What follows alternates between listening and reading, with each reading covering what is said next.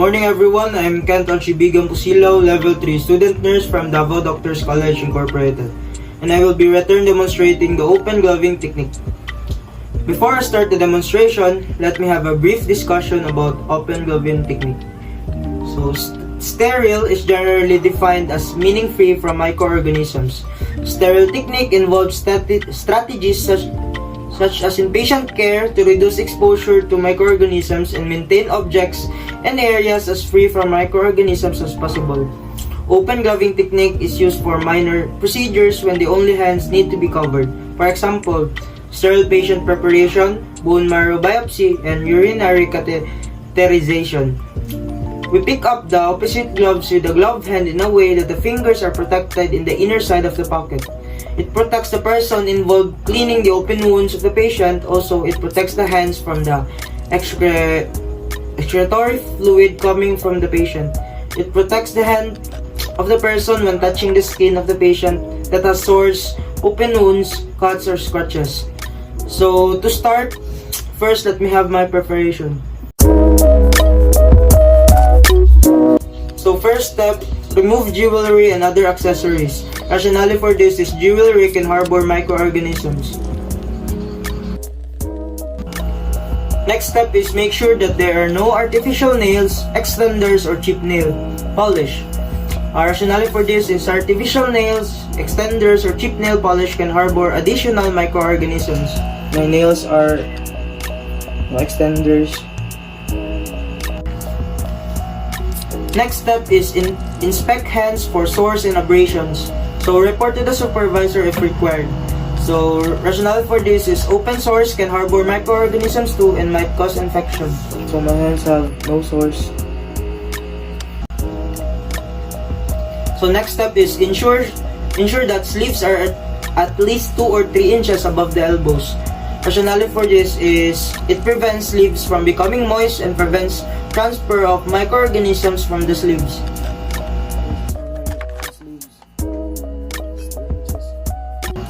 Before I start the proper demonstration, let me show to you the materials needed.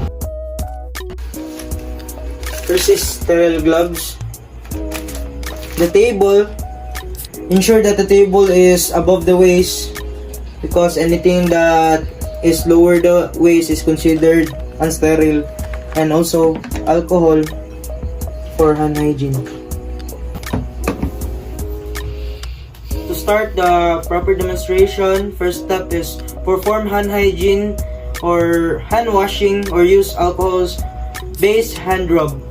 Rationale for this is it decreases the bacterial count on hands and prevents contamination on sterile equipment.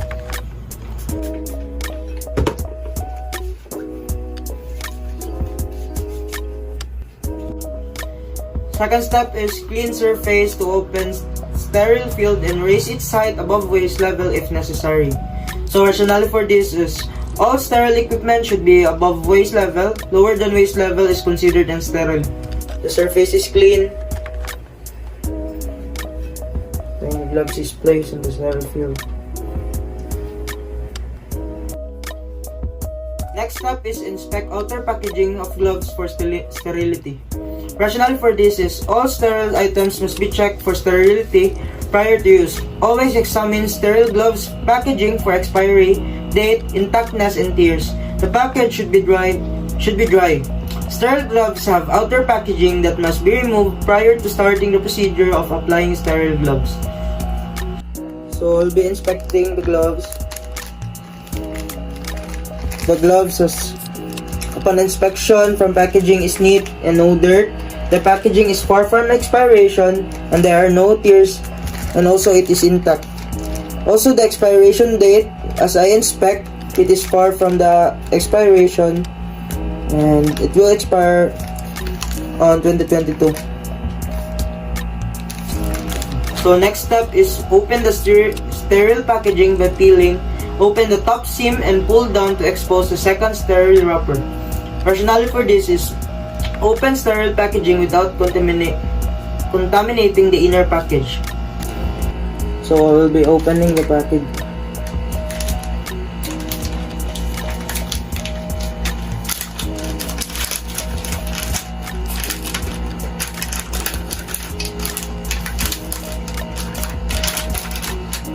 And I will grasp the inner package and place it on the sterile field.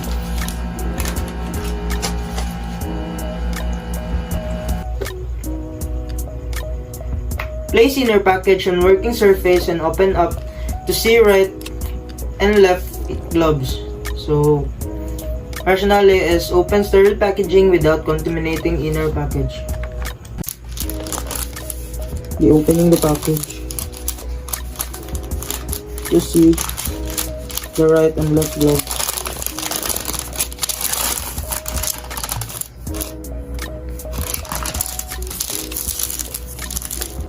Next step is start with dominant hand first. Rationale for this is open sterile packaging without contaminating inner package. Then next step is open package, and rationale is open package without contaminating the inner package. So next step is pick up glove for dominant hand using only thumb and index finger by grasping the inside cuff or folded cuff edge of the glove. Rationale for this is this step allows to ease application.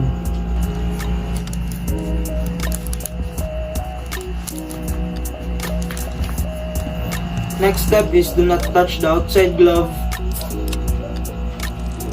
Rationale for this is prevent touching the outside part to maintain sterility. Otherwise, if you touch it, it will be considered unsterile. And next step, pull the glove completely over the dominant hand. To don gloving on the dominant hand, remember to never touch the outside part of the glove to maintain sterility.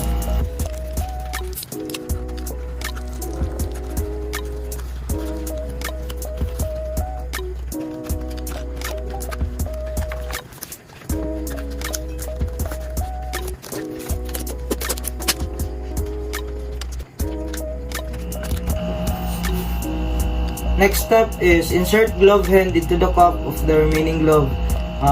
Rationale for this is this ensures proper fitting of the gloves. Next step is pull remaining glove on non-dominant hand and insert fingers. Rationale for this is this ensures proper fitting of the gloves. Next step is adjust gloves if necessary, also to ensure the proper fitting of the gloves.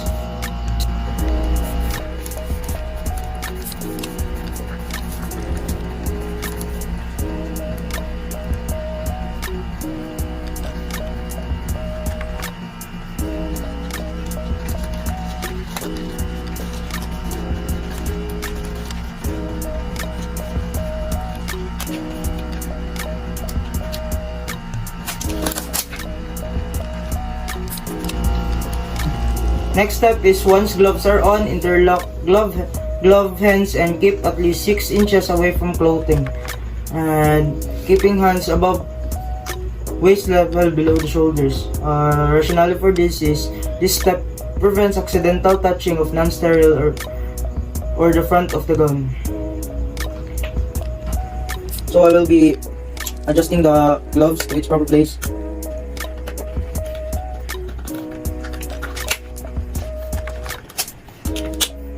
Be sure that the gloves are fit.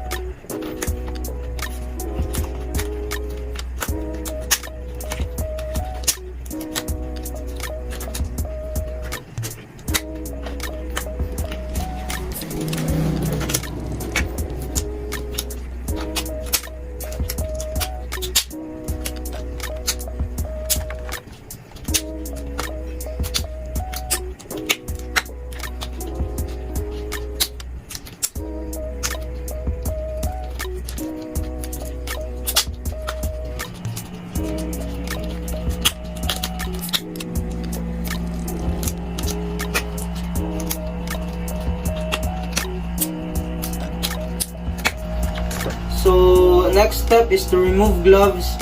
Grasp the outside edge of one cuff or palm with glove hands. Avoid touching the wrist.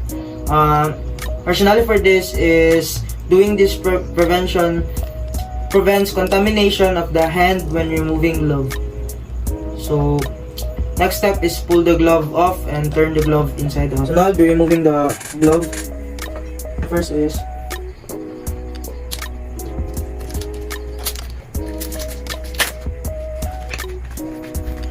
So next step is take an ungloved hand, slide an ungloved finger or thumb under the cuff of the remaining glove.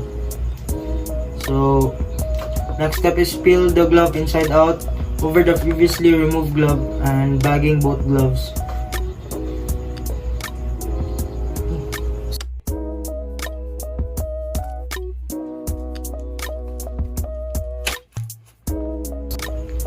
Next step is discard the gloves in appropriate waste receptacle, and rationale for this is this prevents cross contaminations and deters the spread of microorganisms. So next step is perform hand hygiene or hand washing after glove removal. So our rationale for this is this removes powder from the gloves which can irritate the skin, and it also prevents contamination from potential pinholes of the gloves. Enjoy ko doon.